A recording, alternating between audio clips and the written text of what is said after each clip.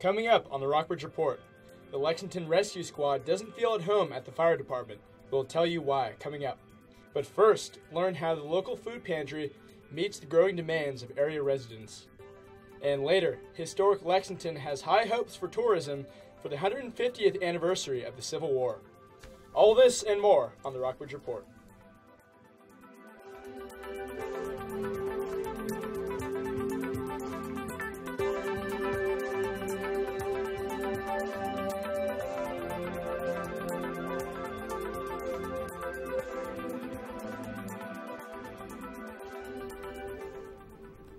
Good afternoon and welcome to the Rockbridge Report. I'm Michael Freeman. And I'm Deandra Spichak.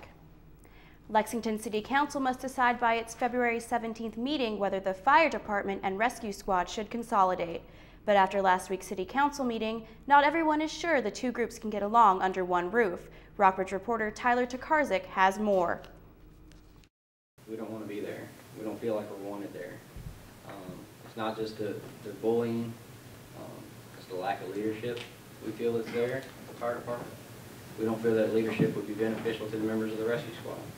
Robert Jeanette spoke on behalf of the rescue squad at the City Council meeting to reiterate why the squad does not want to consolidate with the fire department. The squad members feel a lack of leadership is present. They say they feel bullied by the fire department and want their voices to be heard. Jeanette also talked about the dilapidated conditions at the firehouse. Groups have been working together at the firehouse since the late summer, but personality issues continue to create a divide. The men's bunk room area has pretty much been claimed by members of the fire department. Therefore, the rescue squad members normally sleep in the female bunk room. Lexington Fire Chief Ty Dickerson believes in consolidating the two groups. He says it will save the city more than $60,000 a year, mainly in utility expenses. I really do believe that this is the part of the long-term way that we should go and the long-term solution to providing an efficient, effective, and cost-effective service to the citizens. City Council members expressed their concerns about the two groups getting along regardless of consolidation.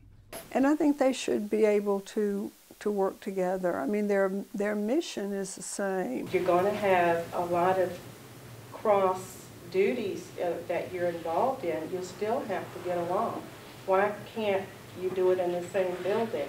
One audience member offered a solution to solving the personality issues. I wanted to make everyone aware of a wonderful resource we have in the Valley called the Fairfield Center.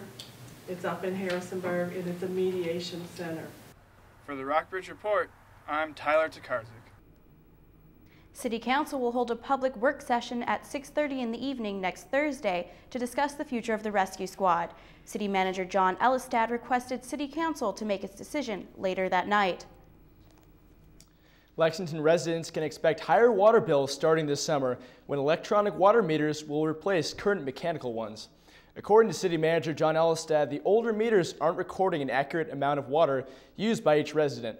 The new meters will take correct readings and detect excess water being used, which will help Public Works Department detect leaks. They can also detect contaminations in the water and spot breaks in the water line. Rockbridge County may become the home for a new meat processing facility. Augusta County businessmen Charlie Drumheller and Tom Sykes are looking for 15 to 20 acres of land to build on. If they gain approval from the Board of Supervisors, the men hope to start the project this summer. The first stage of the project would use an existing building to provide cooked meat to area schools. If Rockbridge County is chosen, the actual process facility would not be built for 2 more years. Rockbridge County may welcome another new business. Devil's Backbone Brewery of Nelson County has reached an agreement with the Planning Commission to open a bottling facility in the county. The new bottling plant will be housed in the old bowling alley off Route 11 and will focus on craft beer, a local beverage that emphasizes special flavoring. The county has given Mountain View Brewery about 12 acres in land in exchange for creating 10 jobs over a 5-year period, as well as helping the Maury Service Authority with its ethanol waste quota. Former Lexington real estate agent Charles Volpe will serve 6 months in jail on 9 charges of embezzlement. Volpe was sentenced Tuesday. Between 2006 and 2009, he embezzled more than $63,000 from clients he represented, as well as a memorial fund set up for his son, after the 16-year-old drowned in 2006. As part of a plea agreement made last August, Volpe will also repay most of the money he embezzled. Buena Vista officials worry about the closing of small businesses Hear how the city tries to help some stay afloat. Plus, the local food pantry has seen a steady stream of customers already this year. Learn what it's doing to meet its demands. I wouldn't have been at this ceremony if I hadn't been at this ceremony first. Unfortunately, nearly 30% of U.S. high school students aren't making it to graduation. And every one of us, every parent, every friend, and neighbor, has the responsibility to provide the support and encouragement they need to make it through. Because we all need to see a lot more of these pictures.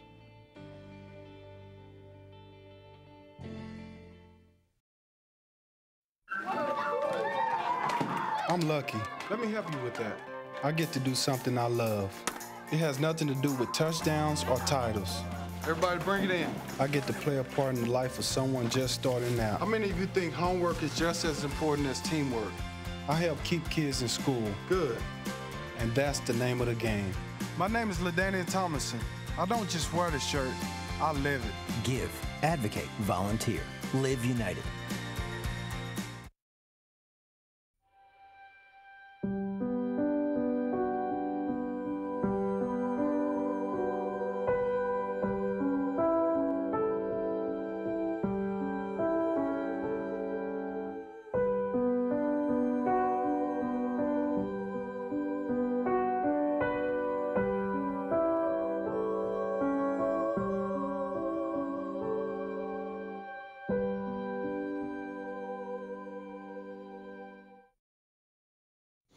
I really want to show you something. 1, 2, ready, go.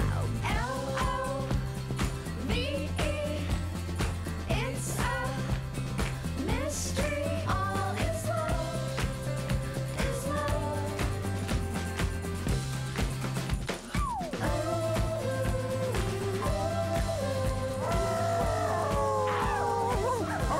Did you play today? For great play ideas, visit www.smallstep.gov. The proposed consolidation of 2 county middle schools has created concern for many Rockbridge Middle School teachers and parents. If the consolidation occurs, Rockbridge Middle School and Maury River Middle School will be consolidated at the current Maury River Middle School site, which is 20 minutes away. Rockbridge reporter Brooke Simmons has more on this story.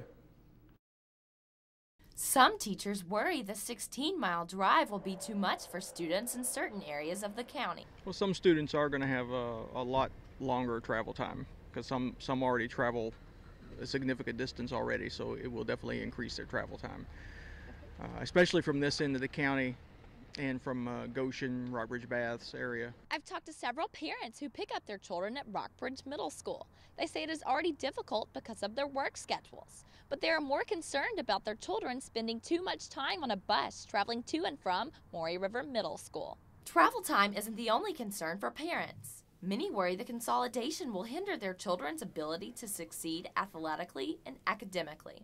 My husband and I are both former teachers and administrators, and we know that consolidating schools is never a solution that works for students. It might be cost effective, it might make sense to the people running the show, but as far as what's good for kids, it's not good for them at all. Every study across the board shows that smaller class sizes, smaller schools are better for students. Meanwhile, everyone is concerned about Rockbridge Middle School's connection to the Fairfield community. Is the effect of a community losing its identity, losing its neighborhood school, and how that affects and what the opinions and what the feelings of parents are. For the Rockbridge Report, I'm Brooke Simmons.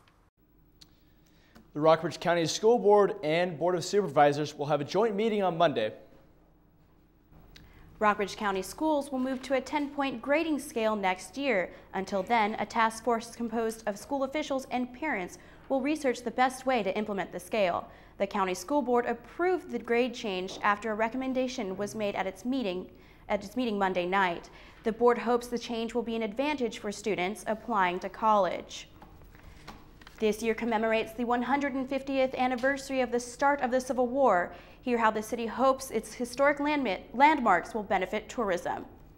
But first, small businesses come and go in downtown Buena Vista.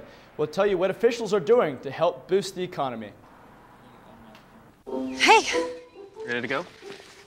Yeah, but the fire's not out. Close enough. Close enough? If it's too hot to touch, it's too hot to leave. I mean, the next thing you know, you've torched our whole neighborhood. Which is why we're not going anywhere? Exactly. 9 out of 10 wildfires are caused by humans. Only you can prevent wildfires. Es un gran día para los deportes. Vaya festín de jugadas que tenemos. Mucha acción, David, por eso nos vamos directamente a la pelota. Es el duelo padre-hijo en el jardín. Batazo al jardín derecho, no. Y se cayó. Se cayó, pero bueno, ahí va, ahí va, ahí va. Nos vamos ahora al básquet, 2 contra 1. Y la clava. Solita, la clavó. Y ahora el fútbol. Ahí está papá, que la pase. Solo. Lo va a definir, golazo. Estas son escenas que no se repiten. Las mejores jugadas suceden en casa. Tómate el tiempo para ser un buen papá. It's a great day, isn't it? Yeah. Too bad your boat's gonna sink at 11:05.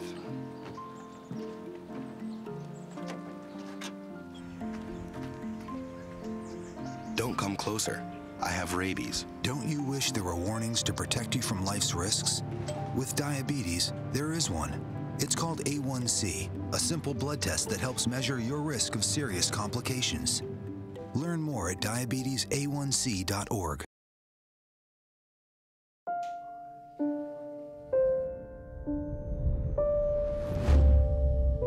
What if a disaster strikes without warning? What if life as you know it has completely turned on its head? What if everything familiar becomes anything but?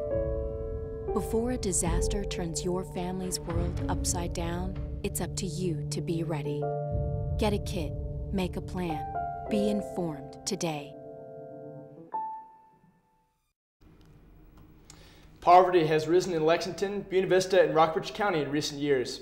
According to the U.S. Census Bureau, out of all three, Lexington has the highest rate of poverty, with almost one quarter of its citizens falling below the poverty line. The Rockbridge Area Relief Association's food pantry volunteers have noticed an increase in the number of people coming in for food. Rockbridge reporter Colleen King has more on this story. The food pantry recently extended its hours in an attempt to meet the increased demands of county residents. Not only an increase, but a different kind of clients. Clients that come because their unemployment, they lost their job and their unemployment benefits are running out. So this helps them out, at least put some food on the table. Youngblood is not the only one who sees unemployment as a major concern in the community. The street here is closed up and moved. Stores that move out never replaced. The pantry supplies food for Lexington, Buena Vista, and all of Rockbridge County. Some people drive for miles to come pick up their food once a month. I think one couple, they come all the way, I think they got like 25 miles one way. The food pantry tries to meet the demands of residents not just by extending hours. We get a lot of donations and the government supplies food. The number of people served at the food pantry jumped 85% from 2007 to 2009, according to the organization's records. Demand remained at this high level through 2010 and looks to continue at this rate for 2011. I mean, if it wasn't for this, a lot of people go hungry. For the Rockbridge Report, I'm Colleen King. Each individual or family can receive 1 box per month from the food pantry. People wait, sometimes in harsh weather conditions, to pick up their food. The business scene in downtown Buena Vista still struggles with the economy. In the past month, Buena Vista has seen several businesses close, but officials are looking to change that. The city recently launched a Buy Local campaign to encourage residents to support local businesses. The Economic Development Office is also trying to bring more tourists to the area by holding community events like Little League baseball tournaments. Residents in the area saw snow showers last night, but fortunately for school children, it gave way to clear skies this morning. Residents might want to break out their lighter jackets this weekend as warmer temperatures are on the way. Tomorrow will be sunny with a high of 45 and expect lows in the upper 20s Friday night. Saturday we'll see a high of 46 and skies will be sunny. The trend continues into Sunday when temperatures will climb into the mid-50s with partly cloudy skies. Sunday night, the temperatures will drop to 37. Valentine's Day will be partly cloudy with a high of 52 and lows Monday night in the mid-30s. and Tuesday will be mostly sunny with a high of 51. Lexington is known for its historic ties to the Civil War, especially General Stonewall Jackson and Robert E. Lee. Coming up, hear how the 150th anniversary of the war might affect these attractions.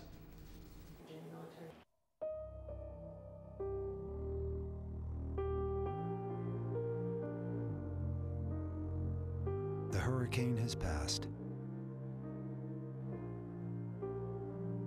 but the recovery won't be complete until all the water has receded. If you're having trouble coping, Trained and Caring Help is waiting. Hello, Grover, what are you doing? Oh, I am making my emergency kit. I want to be prepared just in case. Oh, my friend Mia made a kit with her family. Everyone help! They packed flashlights and batteries, water, food, a radio, and put it where they could find it rapidamente, quickly. I guess I should take my canoe out of there, huh? Look, Grover. Help your family get ready for an emergency. Learn more at ready.gov/sesame. Hello there. It is your old pal Grover. Meet my new friends. Madison, Isaac, Alexa, Romeo, Amanda. They have last names too. Vigo, Che, Lopez, Rodriguez, Warner. Everybody has a first and last name, even mommies and daddies. Do you know yours? Do you know your mommies and daddies? If you do not, go find out. Know your whole name so grown-ups can help you in an emergency. Learn more at ready.gov/sesame. 2011 marks the 150th anniversary of the start of the Civil War. As a historic town with homes of two of the Confederacy's generals, Lexington hopes to pull in more tourists in the next few years. Rockbridge reporter Gage Smith has more on how historic local attractions could help stimulate the economy. As the 150th anniversary of the Civil War rolls around, so do the tourists. A historic town with two-storied universities, Lexington has much to offer in the way of local attractions. Needless to say, with General Jackson and General Lee being buried here, we will probably be a focal point for a lot of people to come to the area and see. Both Washington, Lee, and Virginia Military Institute have rich histories related to the Civil War. Robert E. Lee was president of W&L from 1865 until his death in 1870. Buried along with Lee at W&L is his famed horse Traveler. Stonewall Jackson, another famous Confederate general, also has been laid to rest in Lexington, and his home is a museum. Well, we are hoping, like all the other historic sites in Virginia, to benefit from the increase in tourism that we expect to accompany the sesquicentennial. VMI also has a museum which houses a skin of Jackson's favorite horse, Little Sorrel. The VMI Museum is actually the oldest museum in the state of Virginia. Our Civil War collection in particular starts literally during the period 1861-65 and continues on today. For this anniversary, Lexington is looking for a way to attract more visitors. Well, we are working right now on developing a new website called or named visitstonewall.com.